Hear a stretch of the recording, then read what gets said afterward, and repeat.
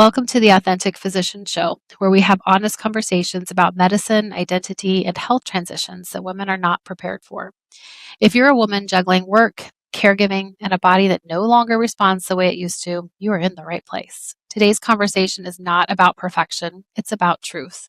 And today I have an amazing guest with me that I am excited to introduce you to, even as I'm introduced to her today. We met through Facebook and we're in a mutual group. And when we connected, I thought, oh, I need to have you on the show. So I'm glad you're here today, Dr. J. Thank you for being here.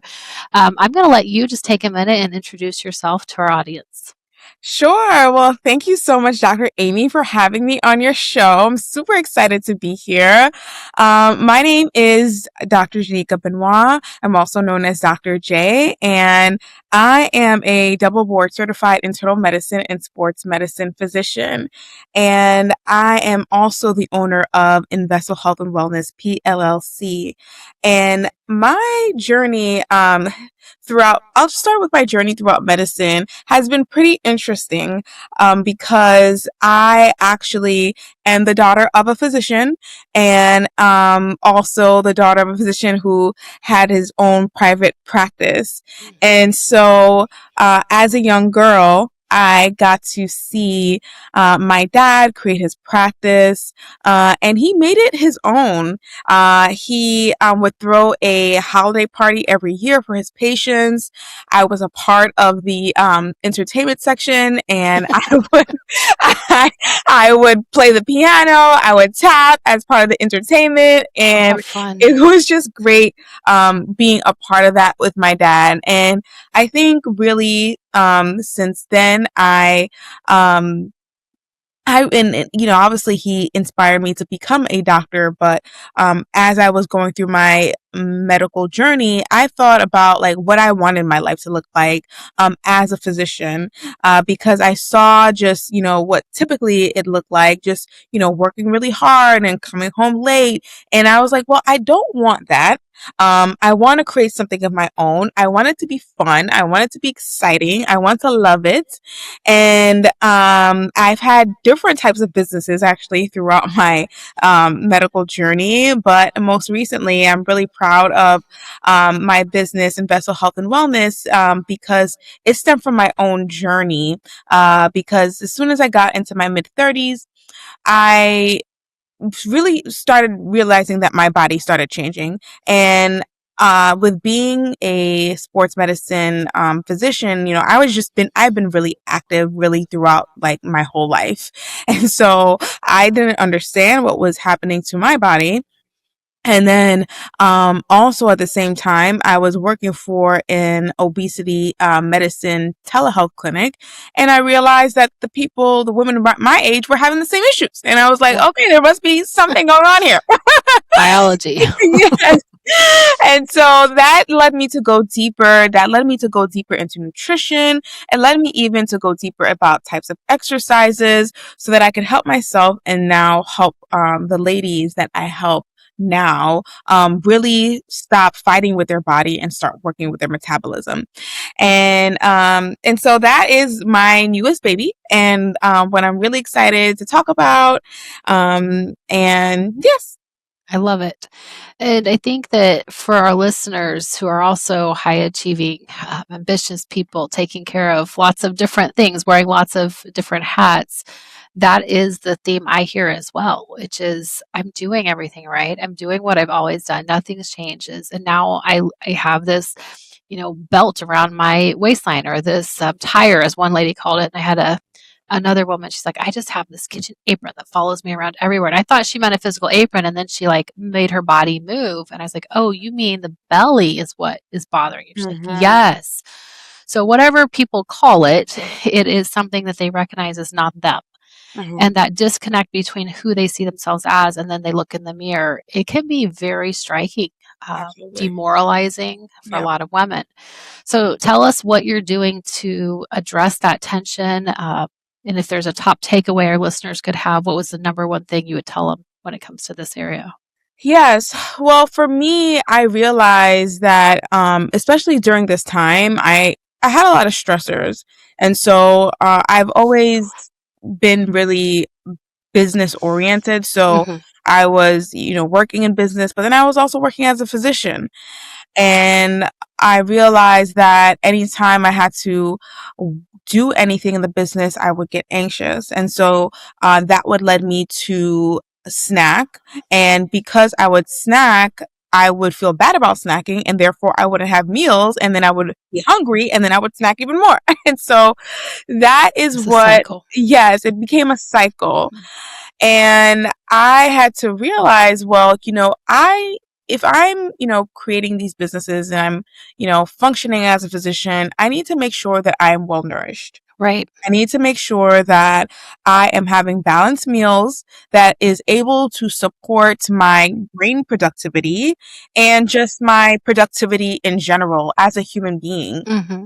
especially when you're in a position where you're caring for other people, like you're a physician and you are also helping others to be well. And number one is like, we want to also make sure that we are well, that we Right. are well nourished as well, and that we are also living in a place of integrity as well. So that was the first thing. It's just like, I actually need food. Yes. So, Right. I cannot survive on snacks, right? Because I just wanted to keep on going and going, and then I Mm-hmm. had the pit of anxiety that goes to my stomach, Mm-hmm. and then we use sometimes food. At least I did. Yep. I used it as a distractor Mm-hmm. because I didn't want to address those anxious feelings that I was feeling about myself in business. And so I led to food to distract me from those feelings. So Mm. for me, it all started, it was like very much emotional, Yeah. and centered around specific stressors.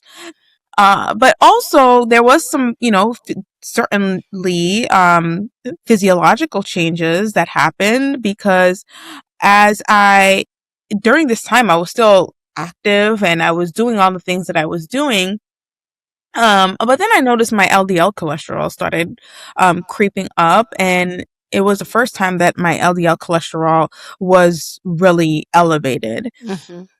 And so that was another impetus for me to, okay, I really need to figure out this nutrition thing to really make sure that I'm eating balanced meals. And so the first thing that I started incorporating was just making sure that I get 30 grams of protein in the morning at Mm-hmm. least.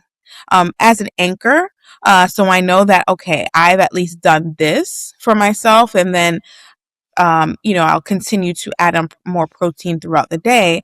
But because I was not doing that, I started small and said, okay, let me at least start with getting 30 grams of protein in the morning for breakfast, and start there and then continue to make it happen and add more protein in my meals throughout the day.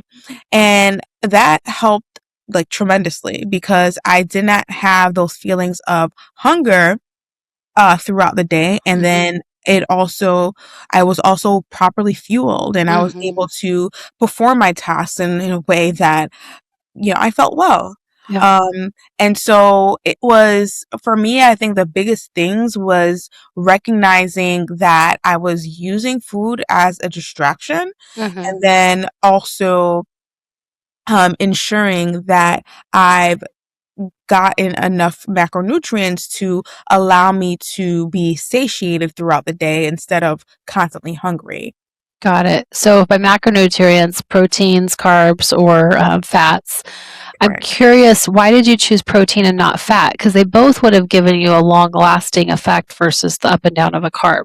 Yeah. So I started with protein just because I needed something simple for my brain, Mm-hmm. right? Because I think also sometimes just like with being a high achiever, we want to do all the things. We want to be Mm-hmm. perfect. And it's just like, let me just create the balanced meal from the jump, and let me just, put it in balance the plate, and then incorporate it throughout the day.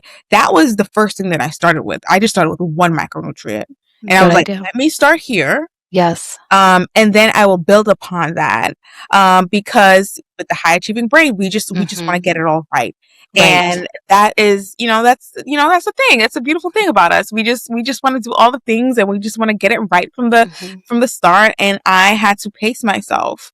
I had to pace myself and said, let's start with just one macronutrient. Can you just do that?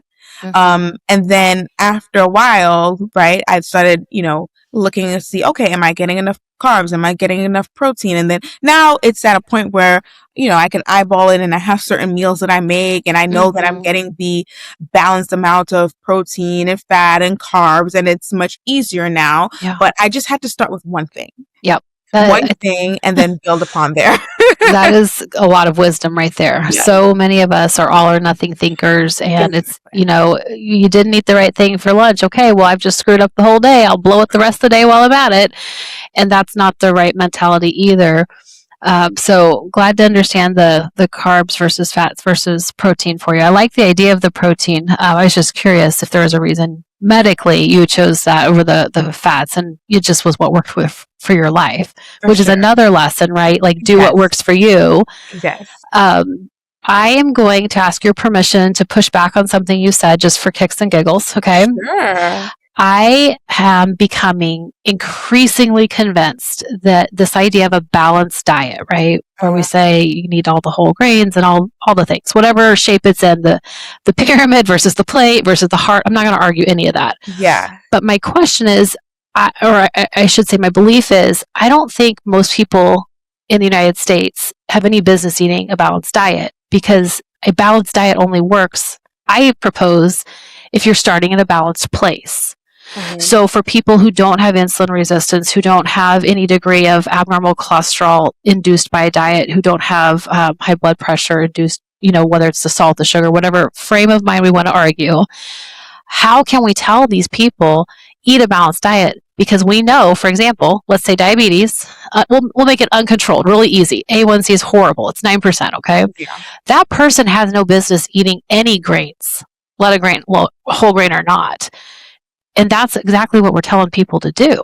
And so it's giving me a little bit of an ulcer even talking about it, because I just feel in my gut this is so wrong what we're telling people. It makes sense for kids and for Mhm. people who are in a normal state already. So Mhm. that's my pushback. Just defend, disagree, however you want to do it. But I'm just curious, what are your thoughts on that? Because that's not what I learned in medical school, but that's where I'm at in my thinking. Right. No, that is so good. So, you know, I think it's always important, number one, if someone has any type of metabolic disturbance or any history of metabolic, or any family history of metabolic disturbance, to just, to settle it right there, and just, be aware that that may be where you're starting from, right? Because the way that I eat may be much different, to your point, than someone who has an A1C of 11 eats. Mm-hmm. And so that is a place that we're starting from, is like, okay, I have this metabolic disturbance, and then I have to be able to adjust my nutrition plan.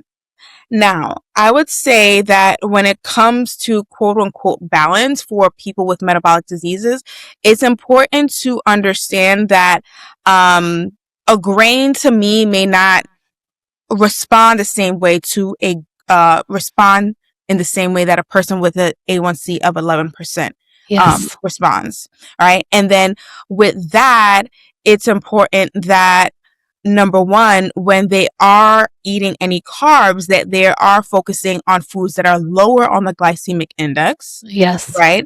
And then they're also pairing, now it's really important that they pair their carbs with either a protein and a fat, to really decrease that insulin spike that they're already predisposed to.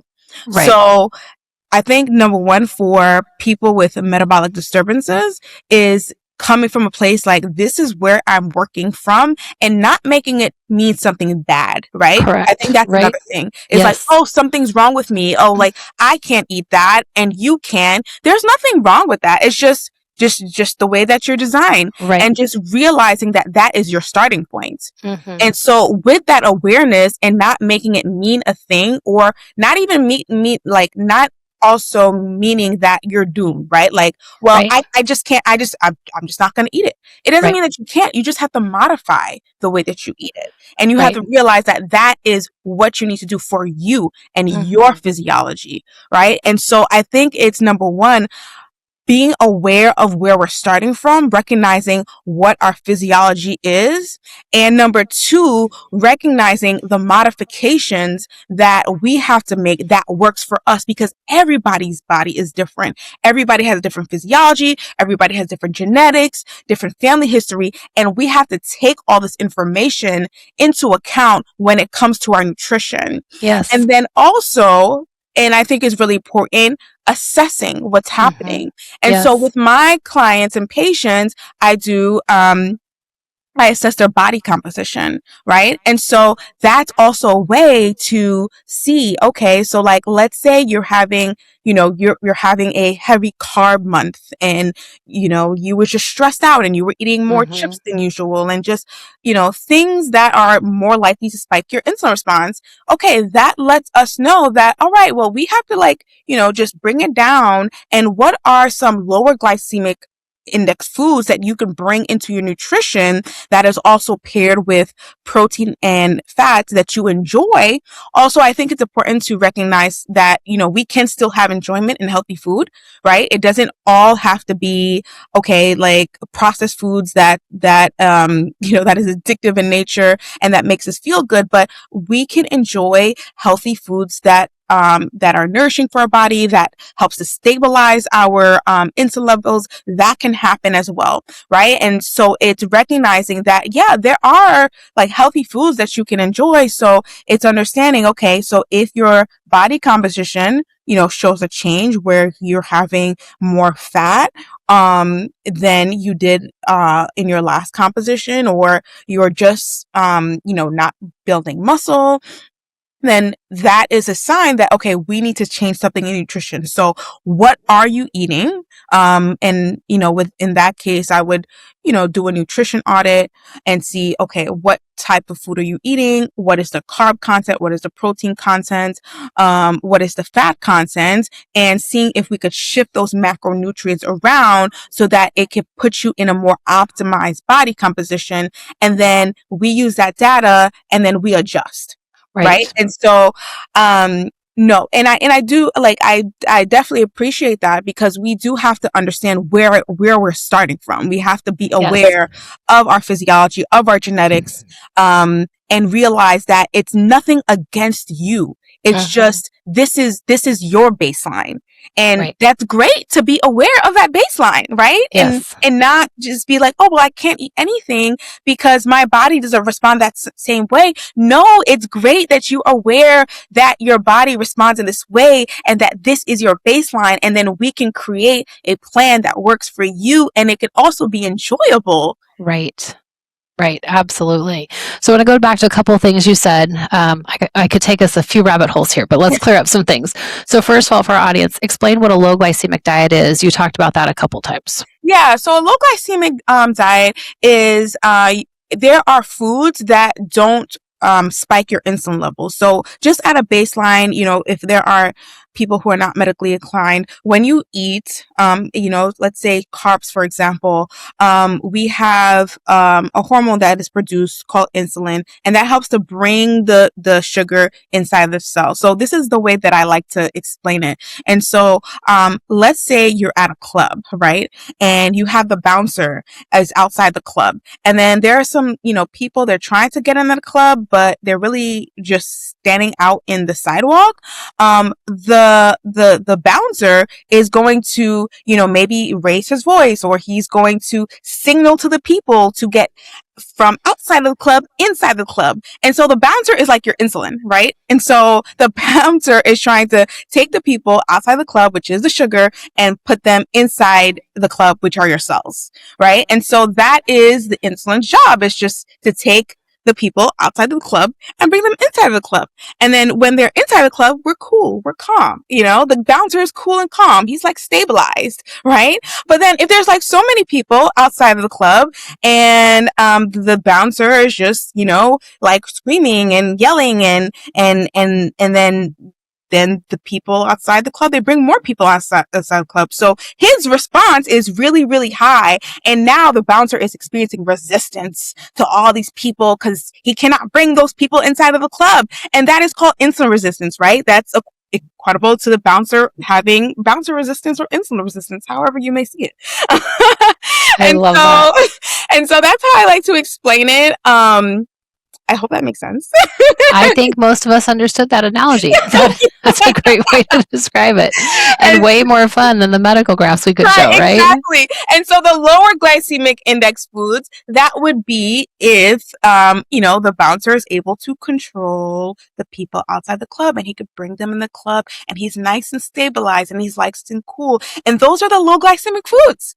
They don't raise the response like the bouncer. The bouncer is not as, his response is just nice and stabilized because there's a controlled environment outside the club and he can bring them in the club and he's nice and cool. And that's what the low glycemic foods do. They keep your blood sugar stabilized. And so the insulin it does not have this strong response. Mm-hmm.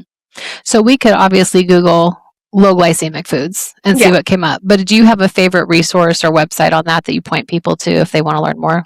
No, I literally do the same, just like Google. Yes. I accepted Dr. Google in my practice for a long time, but recently I'm starting to accept Dr. ChatGPT too. Yeah, so there you go. I'm curious if you had something. All right. So that clears up that. The other thing you're kind of alluding to resonates with something I tell my patients, and you're calling it a baseline, knowing your baseline, knowing where you're at. What I try to help people understand often, and they're bummed out that they have the insulin resistance or prediabetes or their cholesterol, whatever. And what I like to point out to them is nothing's gone wrong.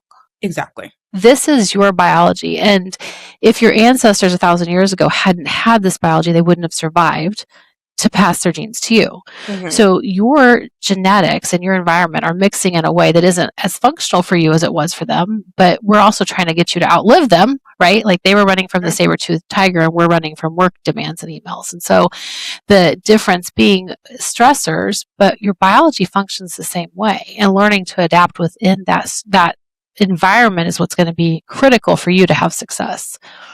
So thank you for putting up with me pushing back a little bit. The other, should I call it a stake in the ground? I feel like so many of my analogies I can't use anymore because they are vicious in some way. And so trying to find new ones, drop those in the notes if you guys think of any. But I am increasingly convinced that what we were taught in medical school about prediabetes and diabetes is insufficient for the population we serve. Particularly when it comes to the concept of insulin resistance or bouncer resistance, as Dr. J calls it. And so I don't know how many years it's been now, but I wondered one day, if an A1C of 6.5 corresponds to a fasted glucose of 126 or greater, well, what is a A1C of 5.7? For our listeners, that's where we diagnose prediabetes. And then what does a normal glucose correspond to? And when you back it out, which ironically, the American Diabetes Association gives you a calculator to do this. Like it is easy to access this information. Mm-hmm. But when you walk it out backwards, you need an A1C of about 5.1% to have had normal glucose the past 3 months. Mm-hmm. And my entire medical school and residency training, even my first several years as an attending, that was not what we told people. We told them it was normal all the way until 5.7. And then at 5.7, it was prediabetes. There's a lot of change that can happen between 5.1 and 5.7. Sure. And I am at the point that I don't believe 5.6 is normal anymore. I believe that is insulin resistance, and we should be diagnosing it as insulin resistance because it's 5.6 to 5.7 is a diagnosis away from prediabetes, right? Sure. And if they were 6.4, the high end of prediabetes for our listeners, before 6.5, we would be like, you're on the cusp of diabetes, right? Right. Why are we not doing that with insulin resistance? And I'm curious, have you run into this? Is this something that you disagree with? Share my thoughts. No, I really enjoy this topic. And so I agree with it. And what I do is I use different, markers to put everything together, right? And so not only do I look at A1C, I look at the ratio of triglyceride to HDL. Yes. I look at the body composition, family history. Right. Just getting the history is huge, right? Mm-hmm. And so I don't hang my hat on one number. Smart. It has to be in context. Always, always. And this is in my younger years as a physician. It was just, okay, let's just look at the A1C and, all right. So you either have pre-diabetes, if you're below, 6.4 and then anything above that, okay, you have diabetes. But, now we have to look everything in context, and then it also helps to save time, right? Yeah, Because what happens is, okay, somebody has an A1C of 5.6. Oh yeah, you're fine. Yeah, you're just like, 1% off from pre-diabetes. But listen, if their life changes, right. It's going to be crashing over. it's going, yes. Uh-huh. And then you could have, intervened in that Right. point, Right. right? And so I think it's important to really err on the side of prevention, Yes. right? To Yes. err on the side of prevention, that even if they, have an A1C of 5.6, is like, okay, this is serious. Right. It is serious as having Take an this A1C serious. is 11. Yeah. It really Right. is. Because then you've had the conversation, you've spoken about the consequences, and you've given them an opportunity to change their lifestyle. And for Right. some, that's enough. Correct. For others, unfortunately, they have to have an A1C that is elevated to make a difference. But I think, especially when you have like A1Cs that, that are quote unquote normal, 5.2 and 3, it's important that we look at different markers as well, and that we use context to determine our approach for that patient. Absolutely. So probably it's been 6 months now, I would say. We also have a body composition scanner in our office. And one of the reason I bought it was I wanted to understand visceral fat and muscle. Those are really the two things I cared about. Yeah. And as I talk to people, one of the things I find is that individuals, the best we can do in medicine without a composition scanner is to take a tape measure and measure someone's waist and say, does it meet this arbitrary cutoff or not? Right. Like today I had somebody who, and this woman was within normal limits. It was like a 34-inch waistline and a non-Asian woman, and she her visceral fat level was like 12 or 13 pounds. And I was explaining her, visceral fat's not your pinchable fat. This is concerning to me. This aligns with all the abnormal labs. And she kind of was annoyed. She's like, why have you never done this test? Right? And it struck me, I don't remember ever seeing a body composition scanner in any medical clinic I trained in. Yeah. We didn't talk about it in medical school or residency. And so I thought, that's a really great question. And I told her, well, the short story is because I never had seen it done until somebody did it for me. Right. Right. And so we don't know what we don't know, and we don't see what we don't see.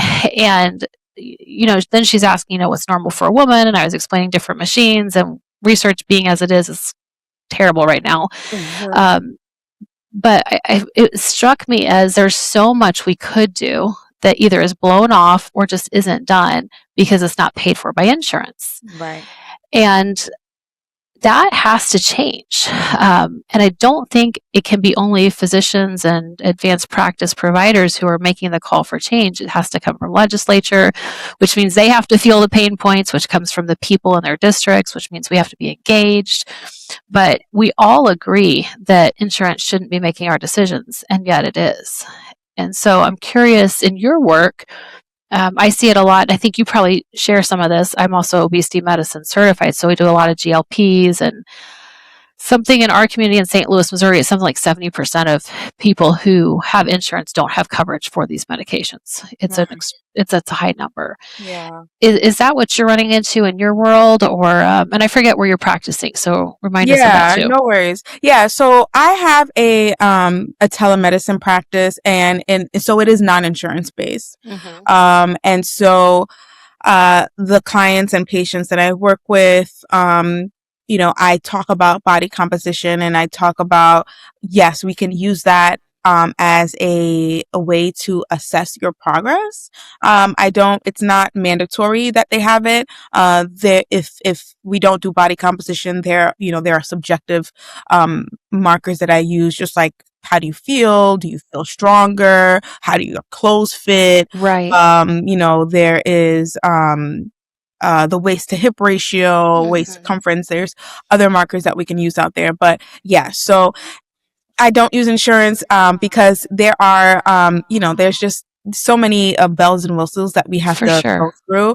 Right. And I do understand that I am working with a demographic of people who are able to, pay for a body composition scan. Mhm. If, they choose to get one or not. Right. But I do understand the frustration because you're not able to serve patients in that capacity. And I think, Right. that was, to be honest, that was part of my frustration as well, because we mean well, right? We want to Mhm. do the best for our patients, but Mhm. then there are all these barriers Yes. that are in the way, that we're not able to practice in the way that we'd like to, in a way that is truly going to benefit the patient.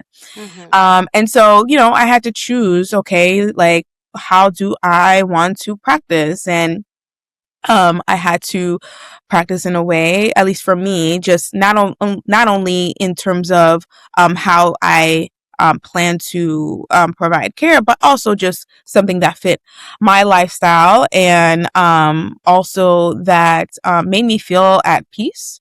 And so that was a decision that I had to make. Now, I do also, besides telemedicine practice, I do hospitalist medicine as well. It's different, in that I'm taking care of acute patients, and occasionally, we have to go through insurance hoops. But I know for sure in, the outpatient world, Yeah. it happens way more often. Yeah, absolutely. And so in your practice, do you use GLPs or no? Yes, I do. You do. Yeah. Do you find one of the things that irks me is the idea that someone's going to jumpstart their weight loss with Oh my these? gosh, that irks me too. Okay, good. Say more about that. Preach. Because I Okay, don't that think people irks me. understand. Let's talk about it. Okay, Dr. Amy, Yes, let's let's do talk it. about it. Okay, because this is a thing. So GLP-1s are not benign.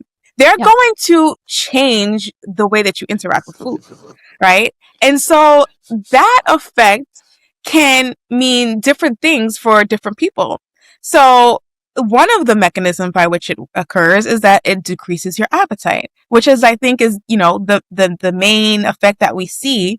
And so what happens is I've had patients where, I've started them on a GLP-1. So this is when I did not work, when I didn't have my own practice. And this is the reason why I had this philosophy in the first place, right? So when I worked for another clinic, and we would prescribe GLP-1s, I prescribed them, and I had one patient who was like, I'm sad. And I'm like, why?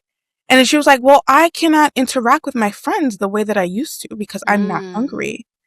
Right? Like, we don't talk about things like that, right? yeah. And so now you're feeling devoid of social interaction because we use food Mhm. to socialize. And this is, this is the way that she connects Yeah. with her friends and with her family, through food and through social interaction. And yes, you're on this medication that's supposed to, like, improve your metabolic health, and it's all great, but now you're sad because you're not able to interact with your friends the way that you want to, right? And so I think even before putting someone on GLP-1 is, like, number one, getting them ready for Yeah. that, right? Like, okay, it's going to change the way that you interact with food. There may be times, there could be different reasons why you're not hungry. It could be that the dose is too high, right? So, like, we Mhm. have to decrease the dose. Or sometimes there are people who are just more sensitive to GLP-1s, and they really just have suppressed Mhm. appetite. So then we have to decide how to get food in your body. Because Right. if you don't have food and you're missing out on key macronutrients, you're going to lose muscle. And that's going to make your metabolic health even worse. Like, we're going Right. in the opposite direction here. Correct. We do not want to lose muscle. Right, exactly. And so it's, number one, it's like, helping them devise a nutrition plan, and learning what that is going to entail. And so with people who are deciding that they want to be in GLP-1, it's like, number one, I always focus on protein, because that is going to help maintain the muscle, right? Mhm. And so focusing on protein, focusing on fiber. You want to focus on protein. I say protein and fiber first because that's going to help maintain satiety, and you want to make sure you get those key nutrients first before you start, jumping to your carbs, because we want to help you have adequate nutrients, and we want you to maintain muscle. And then, okay, then we can then go to carbs, and then we could go to fats.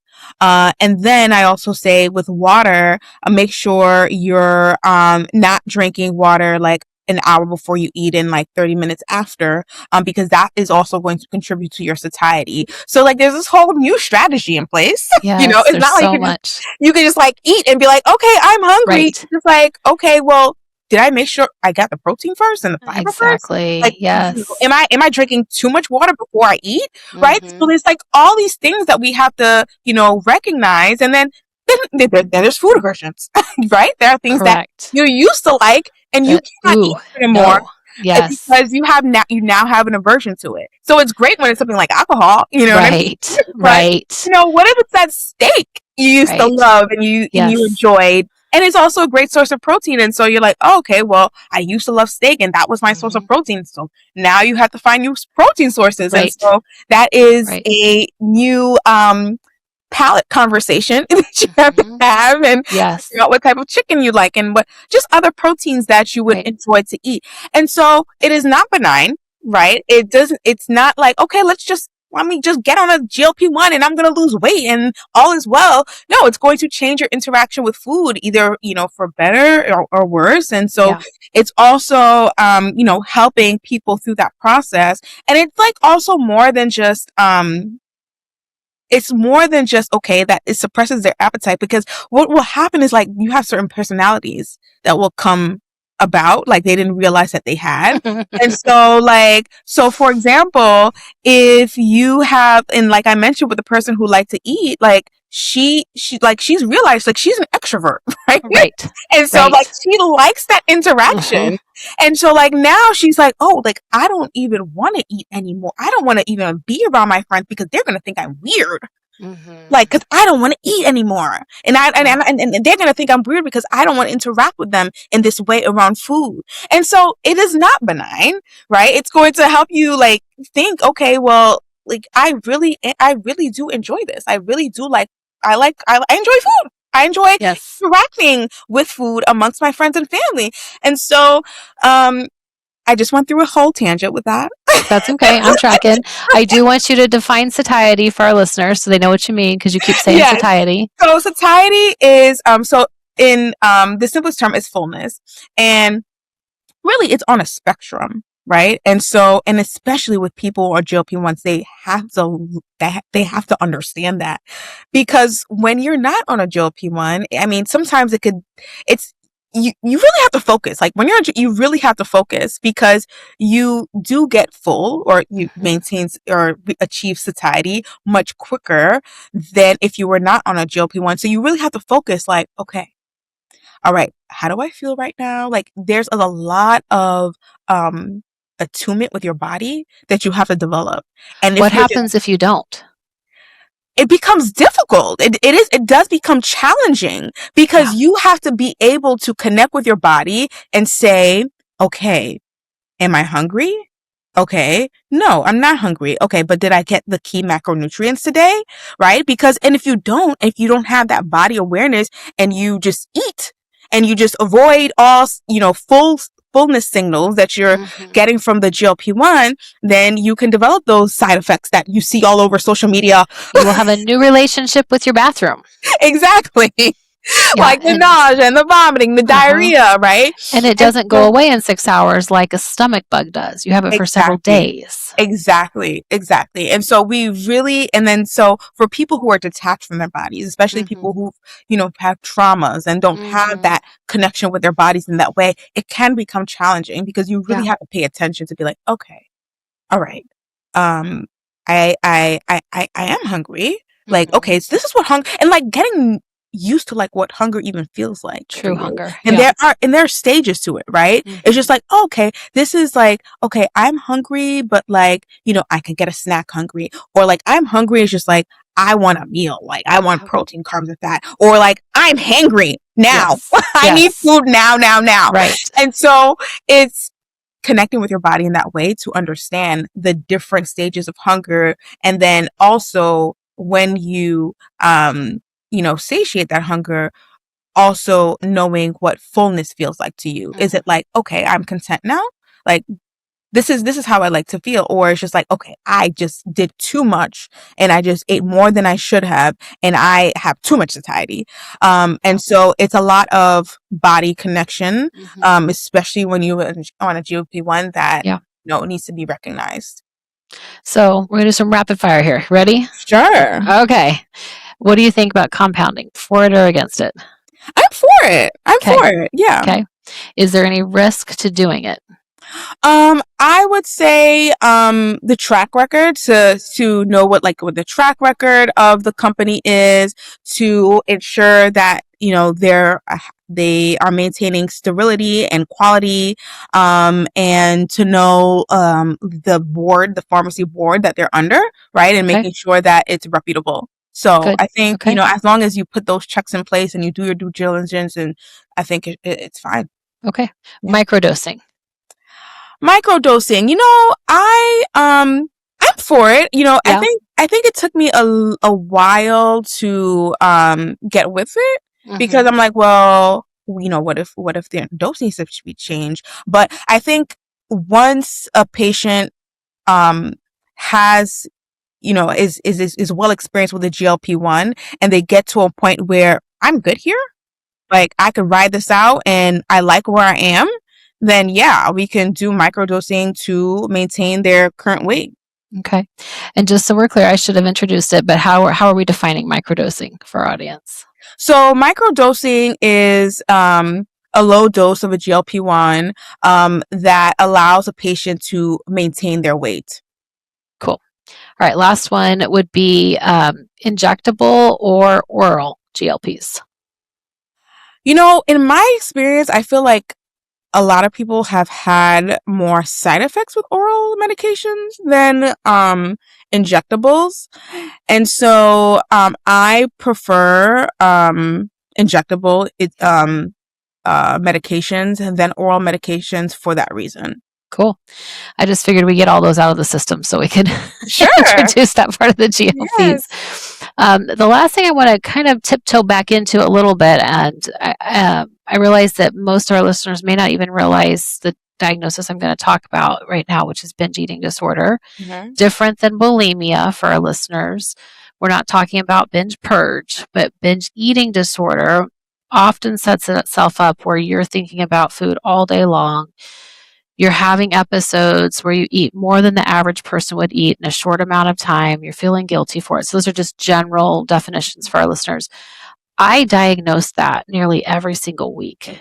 And it is my understanding that it is very underdiagnosed because most people don't even know it exists and Mm-hmm. that it's treatable. Are you finding much of that in your practice, or is that on your radar at all? Yeah, no, for sure. I do that with my intake forms. And so Hmm. I do have a binge eating questionnaire there just to be able to flag me. Yes. And so for the patients that have come into my practice, I have not diagnosed it, but it's there so that I Yeah. can be aware of it. If it's alarmingly positive. Yeah, it's shocking to me how when I started looking for it, how often I Right. found it. And so we do our practice is a little different than yours. We're focused on women, 35 to 55 who are dealing with life transitions, whether it's postpartum or perimenopause or past the pause. But all of those unique places that women get stuck, they'll come and they'll talk about this food noise. And they don't call it that all the time, but it's this constant rhythm of I'm thinking about food that goes away. And it often goes away with GLPs, not just the treatment for binge eating disorder. I Mhm. had a lady ask me not too long ago, she goes, "Is this what normal feels like?" And I thought when she asked me that, wow, you've Yeah. lived with this so long, you don't know Mhm. what normal is like. And Mhm. yet, how many other people are there out there Mhm. dealing with the same thing, right? So Right. it's high on something we're screening for. Mhm. It does have its drawbacks if you treat the traditional way, which is for our Mhm. listeners, is a stimulant. So it raises Right. your heart rate, raises your blood pressure. But the flip side, if you stop the food noise, you stop the eating, you stop the habit, you lose weight, you go reverse those trends anyway. So, Mhm. if you're thinking about working with someone who specializes in weight loss, looking for an obesity medicine certified person is going to be important. Dr. J, what are some other things you recommend people look for when they're trying to find someone to work with? Yeah, so I think like personality is also really important. Making sure that you are working with someone who understands your concerns, who is listening to your concerns, who takes your concerns as valid. Um, that's extremely important. Mhm. Absolutely. What advice, I think back to fen-phen and all the horrible things that have happened within the culture of medicine and weight loss. What advice do you think women are getting right now that's harmful? Yeah, I think, when it comes to also GLP-1s, a lot of it is, okay, you're lazy, you should be ashamed, you should be able to do this yourself. It's And willpower. yeah, it's willpower.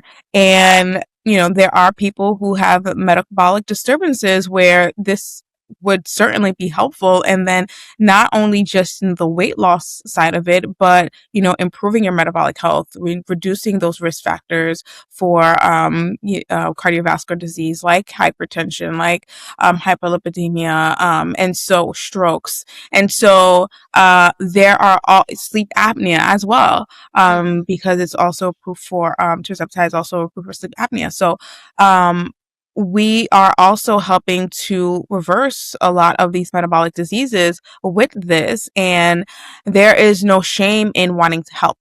Right. And it's strong to ask for help because it is something that, especially as high achieving women, it can be challenging to do is to ask for that help. And so your body does keep score. If you, and especially with high achieving women, we do the things, right? We're gonna make sure that we are maximizing all the effort that we can do. And so if you are recognizing that you are doing all that you can do, but something is just not right, listen to that. Mhm. Listen to that and just, try your best to block the noise and go inside with yourself and listen to yourself. Trust yourself enough to say, I need help. I need to ask for help from a qualified health professional who is able to help me. So I think it's important to develop that self trust within ourselves, Mhm. to be able to recognize when we truly do need help. Right. And I love that you're saying it brings up the image for me of having your own back, Yeah, right? Anyone on your team, you'd have their back, you'd make sure they had what they needed. Have your own back. And part of asking for help, I think, is in that sense defending your future. Uh, absolutely. Absolutely. so very, very good. Before I let you escape, what are some things, key points you want to make sure our listeners take away from our time together? And how can they get in contact with you? Yes. So, a lot, and you alluded to earlier, I work with high achieving women, and it seems like you do too, especially Mhm. with transitions of life. And I would say for, the high achieving women, that, sometimes we get used to pushing and to going and to doing all the things. But I would really advise you to, sometimes there are times that we do need to slow down, Mhm. because when we allow ourselves to slow down, we're able to determine what we need, what we truly, truly need, right? Instead of getting all this confounding noise from the outside. And so that helps with body awareness, right? And it also helps to, like, in the event that you are on a GLP-1, you're able to develop that body awareness with yourself so that you can have a great experience with a GLP-1. If that is something that you do need. And so it comes back to connection with ourselves, because as we're able to connect with ourselves, on a higher level, we're able to provide ourselves with what we truly need for our health. And when we're able to provide what we need, especially as women, everybody gets better. Yes, Everybody, the whole household. it does. The ripple effect is It profound. becomes a ripple effect. So when you start with you, your environment changes. Mhm. Everything gets better. So it's important that, true health, it starts with us. I love that. It starts with us. Hmm. Well, Dr. J, thank you for being here with us today. It has been a pleasure. I feel like I could pick your brain for hours and still walk away with treasures. So thank you. Thanks for sharing your wisdom. And our listeners, if something in today's conversation resonated, it's because you're not alone and you're not imagining it. You can find more support and resources, next steps in the show notes. If this episode helped you feel seen, share it with another woman who needs to hear it too. Until next time on The Authentic Physician, take care. Bye bye.